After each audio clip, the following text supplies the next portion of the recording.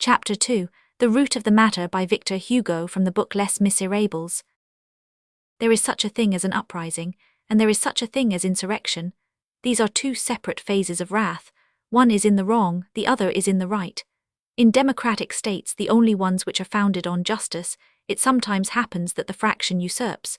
Then the whole rises, and the necessary claim of its rights may proceed as far as resort to arms. In all questions which result from collective sovereignty, the war of the whole against the fraction is insurrection, the attack of the fraction against the whole is revolt. According as the Tuileries contain a king or the Convention, they are justly or unjustly attacked. The same cannon pointed against the populace is wrong on the 10th of August and right on the 14th of Vendémiaire. Alike in appearance, fundamentally different in reality, the Swiss defend the false, Bonaparte defends the true. That which universal suffrage has effected in its liberty and in its sovereignty cannot be undone by the street. It is the same in things pertaining purely to civilization. The instinct of the masses, clear-sighted today, may be troubled tomorrow. The same fury legitimate when directed against terre, and absurd when directed against turgot. The destruction of machines, the pillage of warehouses, the breaking of rails, the demolition of docks, the false roots of multitudes, the refusal by the people of justice to progress, Ramus assassinated by students, Rousseau driven out of Switzerland and stoned. That is revolt. Israel against Moses, Athens against Phocion, Rome against Cicero. That is an uprising, Paris against the Bastille. That is insurrection. The soldiers against Alexander, the sailors against Christopher Columbus. This is the same revolt, impious revolt. Why? Because Alexander is doing for Asia with the sword that which Christopher Columbus is doing for America with the compass. Alexander, like Columbus, is finding a world. These gifts of a world to civilization are such augmentations of light, that all resistance in that case is culpable. Sometimes the populace counterfeits fidelity to itself. The masses are traitors to the people. Is there, for example, anything stranger than that long and bloody protest of dealers in contraband salt, a legitimate chronic revolt, which at the decisive moment, on the day of salvation, at the very hour of popular victory, espouses the throne, turns into chouannerie, and from having been an insurrection against becomes an uprising for sombre masterpieces of ignorance. The contraband salt dealer escapes the royal gibbets, and with a rope's end round his neck, mounts the white cockade. Death to the salt duties, brings forth, long live the king. The assassins of Saint Barthélemy, the cutthroats of September, the manslaughterers of Avignon, the assassins of Coligny, the assassins of Madame Lamballe, the assassins of Brune, Miquelets, Verdets, Cadonets, the companions of Jehu, the chevaliers of Brassard, behold an uprising. La Vendée is a grand, Catholic uprising. The sound of right in movement is recognizable. It does not always proceed from the trembling of excited masses. There are mad rages, there are cracked bells. All tocsins do not give out the sound of bronze. The brawl of passions and ignorances is quite another thing from the shock of progress. Show me in what direction you are going. Rise if you will, but let it be that you may grow great. There is no insurrection except in a forward direction. Any other sort of rising is bad. Every violent step towards the rear is a revolt. To retreat is to commit a deed of violence against the human race. Insurrection is a fit of rage on the part of truth. The pavements which the uprising disturbs give forth the spark of right. These pavements bequeath to the uprising only their mud. Danton against Louis Roman XIV is insurrection. Hebert against Danton is revolt. Hence it results that if insurrection in given cases may be, as Lafayette says, the most holy of duties, an uprising may be the most fatal of crimes. There is also a difference in the intensity of heat. Insurrection is often a volcano, revolt is often only a fire of straw. Revolt, as we have said, is sometimes found among those in power. Polignac is a rioter, Camille Desmoulins is one of the governing powers. Insurrection is sometimes resurrection, the solution of everything by universal suffrage being an absolutely modern fact, and all history anterior to this fact being, for the space of 4,000 years, filled with violated right, and the suffering of peoples. Each epoch of history brings with it that protest of which it is capable. Under the CSRs there was no insurrection, but there was juvenile. The facit indignatio replaces the Gracchi. Under the CSRs there is the exile to scene, there is also the man of the annals. We do not speak of the immense exile of Patmos who, on his part also, overwhelms the real world with a protest in the name of the ideal world, who makes of his vision an enormous satire, and casts on Rome Nineveh, on Rome Babylon, on Rome Sodom, the flaming reflection of the apocalypse. John on his rock is the Sphinx on its pedestal. We may understand him, he is a Jew and it is Hebrew. But the man who writes the annals is of the Latin race, let us rather say he is a Roman. As the Neros reign in a black way, they should be painted to match. The work of the graving tool alone would be too pale, there must be poured into the channel a concentrated prose which bites. Despots count for something in the question of philosophers. A word that is chained is a terrible word. The writer doubles and trebles his style when silence is imposed on a nation by its master. From this silence there arises a certain mysterious plenitude which filters into thought and there congeals into bronze. The compression of history produces conciseness in the historian. The granite solidity of such and such a celebrated prose is nothing but the accumulation effected by the tyrant.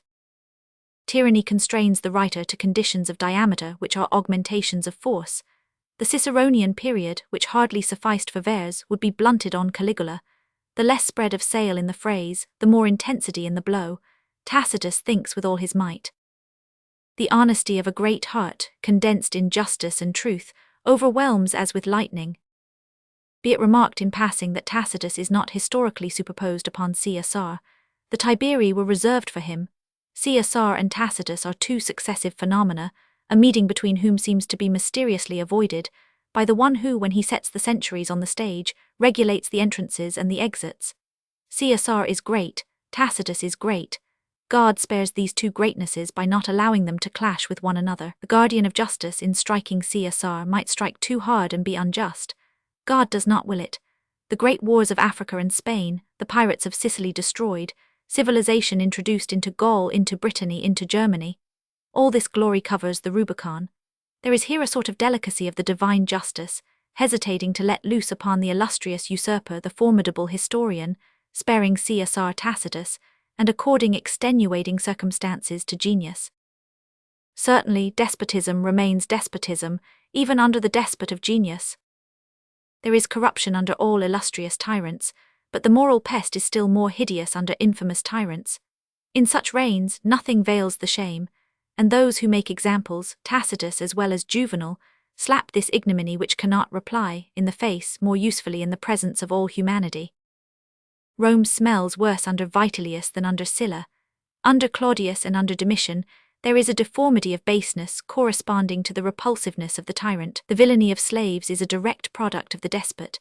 A miasma exhales from these cowering consciences wherein the master is reflected. Public powers are unclean, hearts are small, consciences are dull, souls are like vermin. Thus it is under Caracalla, thus it is under Commodus, thus it is under Heliogabalus, while from the Roman Senate under Caesar there comes nothing but the odour of the dung which is peculiar to the eyries of the eagles. Hence the advent, apparently tardy, of the Tacituses and the Juvenals. It is in the hour for evidence that the demonstrator makes his appearance. But Juvenal and Tacitus, like Isaiah in biblical times, like Dante in the Middle Ages, is man. Riot and insurrection are the multitude, which is sometimes right and sometimes wrong. In the majority of cases, riot proceeds from a material fact. Insurrection is always a moral phenomenon. Riot is Masaniello, insurrection Spartacus. Insurrection borders on mind, riot on the stomach. Gaster grows irritated, but Gaster assuredly is not always in the wrong. In questions of famine, riot Busensize, for example, holds a true, pathetic, and just point of departure. Nevertheless, it remains a riot. Why? It is because right at bottom it was wrong in form, shy although in the right, violent although strong, it struck at random, it walked like a blind elephant, it left behind it the corpses of old men, of women, and of children, it wished the blood of inoffensive and innocent persons without knowing why. The nourishment of the people is a good object, to massacre them is a bad means. All armed protests, even the most legitimate, even that of the 10th of August, even that of July 14th, begin with the same troubles. Before the right gets set free there is foam and tumult. In the beginning the insurrection is a riot, just as a river is a torrent. Ordinarily it ends in that ocean, revolution. Sometimes, however, coming from those lofty mountains which dominate the moral horizon, justice, wisdom, reason, right, formed of the pure snow of the ideal. After a long fall from rock to rock, after having reflected the sky in its transparency and increased by 100 affluents in the majestic mien of triumph, insurrection is suddenly lost in some quagmire, as the Rhine is in a swamp. All this is of the past, the future is another thing.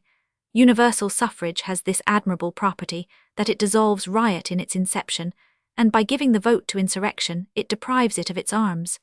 The disappearance of wars, of street wars as well as of wars on the frontiers, such is the inevitable progression. Whatever today may be, tomorrow will be peace. However, insurrection, riot, and points of difference between the former and the latter, the bourgeois, properly speaking, knows nothing of such shades. In his mind all is sedition, rebellion pure and simple, the revolt of the dog against his master, an attempt to bite whom must be punished by the chain and the kennel, barking, snapping, until such day as the head of the dog, suddenly enlarged, is outlined vaguely in the gloom face to face with the lion. Then the bourgeois shouts, "Long live the people!" This explanation given, what does the movement of June 1832 signify so far as history is concerned? Is it a revolt? Is it an insurrection? It may happen to us, in placing this formidable event on the stage, to say revolt now and then, but merely to distinguish superficial facts, and always preserving the distinction between revolt, the form, and insurrection, the foundation.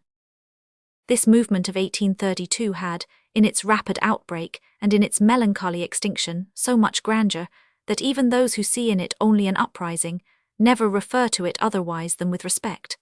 For them, it is like a relic of 1830. Excited imaginations, say they, are not to be calmed in a day. A revolution cannot be cut off short. It must needs undergo some undulations before it returns to a state of rest, like a mountain sinking into the plain. There are no Alps without their Jura, nor Pyrenees without the Asturias. This pathetic crisis of contemporary history, which the memory of Parisians calls the epoch of the riots, is certainly a characteristic hour amid the stormy hours of this century. A last word before we enter on the recital. The facts which we are about to relate belong to that dramatic and living reality, which the historian sometimes neglects for lack of time and space. There, nevertheless, we insist upon it, is life, palpitation, human tremor. Petty details, as we think we have already said, are, so to speak, the foliage of great events, and are lost in the distance of history. The epoch, surnamed of the riots, abounds in details of this nature. Judicial inquiries have not revealed, and perhaps have not sounded the depths, for another reason than history. We shall therefore bring to light, among the known and published peculiarities, things which have not heretofore been known, about facts over which have passed the forgetfulness of some, and the death of others. The majority of the actors in these gigantic scenes have disappeared, beginning with the very next day they held their peace, but of what we shall relate we shall be able to say, "We have seen this." We alter a few names, for history relates and does not inform against, but the deed which we shall paint will be genuine. In accordance with the conditions of the book which we are now writing, we shall show only one side and one episode, and certainly the least known at that of the 2 days, the 5th and the 6th of June, 1832, but we shall do it in such wise that the reader may catch a glimpse, beneath the gloomy veil which we are about to lift, of the real form of this frightful public adventure.